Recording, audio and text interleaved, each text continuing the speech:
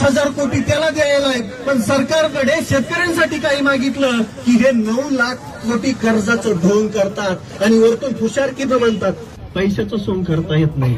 यांनी अख्ख्या लाजा सोडल्यात, अख्ख्या.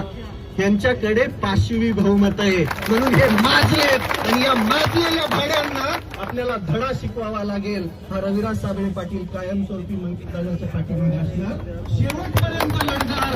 जोपर्यंत शेतकरी सन्मानाने जगणार नाही, जोपर्यंत शेतकरी उभा राहणार नाही. शेतकऱ्यांशिवाय या देशाचं काहीच होऊ शकत नाही. ज्या भारताला कृषीप्रधान देश म्हणतात त्याची कृषी बी गायब झाली, प्रधान बी गायब झाला, पण भांडगुळ उरले जे सत्तेवरती बसलेत. यांच्या बुडाला अशी आग लागली पाहिजे, धनाधना जाळ लागला पाहिजे या शेतकऱ्यांचा. त्यावेळेस हे सुधारणार, नाही तर हे असेच माजलेलेच राहणार. यांना धडा शिकवावाच लागेल. भिकार चोट, झाकण झुल्या आणि नाजायज सरकारचा जाहीर निषेध. महाराष्ट्रामध्ये मागच्या महिन्यामध्ये काय झालं ते तुम्ही बघितलं. मी तर ग्राउंड लेवलवरती लोक बाहेर काढले, मदती दिल्या. शेतकऱ्यांची अवस्था बघितल्यानंतर आज समजतंय की शेतकरी पुढच्या 5 वर्षात पण उभा राहू शकणार नाही जर या सरकारने आपल्याकडे लक्ष नाही दिलं. परंतु शेतकरी म्हटलं की एकजुटीचा प्रॉब्लेम येतो.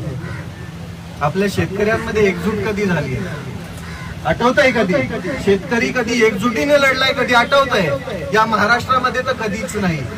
अरे ज्या शेतकऱ्याला जय जवान जय किसान या भारत देशामध्ये भारताला कृषी प्रधान देश म्हणतात, पण कृषीची कोणतीही मागणी आली की सगळ्यात आधी डावलली जाते. कारण की कायमस्वरूपी आपल्याला कायम अडाणी ठेवायचं. यांना मागचे 6 दिवस झाले दादा उपोषण करतायत. काल जिल्हाधिकाऱ्यांचं बोलणं ऐकलं असेल तुम्ही, ते शक्य नाहीये. महाराष्ट्राचा मुख्यमंत्री कशासाठी असतो?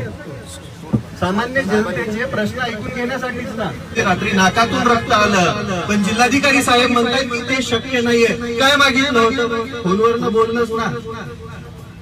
पण नाही, मगरूर लोक आहेत, यांना फक्त सत्तेचा माज आलाय आणि हा माज आपल्याला उतरवावा लागेल. तेव्हा शेतकरी सुधरेल, नाही तर आपल्याकडे काही नाहीये.